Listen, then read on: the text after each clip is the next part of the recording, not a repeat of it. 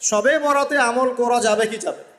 ঠিক এই যে আগামীকাল আল্লাহ পাকের একটা রহমত আমাদেরকে দিয়েছেন যে লাইলাতুন নিসফু মিনাশ শাবান, শাবান মাসের মধ্য রজনী আল্লাহ পাকের রহমত। এই বিষয়টাকে নিয়েও বাংলাদেশে আমি দেখলাম, এটা নিয়ে আমি লেকচার দিতে চাই নাই, কারণ এগুলো আমি আসলে খুব একটা মাহফিলেও বলি না, এটা আমার ট্র্যাকও না। আমি অন্য বিষয়গুলো নিয়ে বেশি কথা বলি, আপনারা জানেন এটা। আমাকে কখনো কি হাত বাঁধা নিয়ে ঝগড়া করতে দেখেছেন? আমার লেকচারে কখনো আমিন জোরে আসতে নিয়ে কথা বলতে দেখেছেন?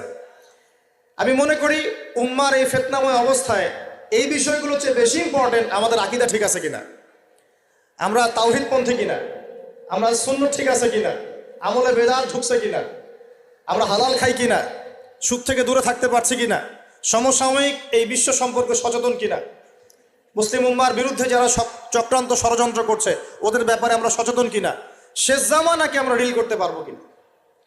বড় বড় বিষয়গুলোকে ফোকাস না করে আমরা যখন ছোট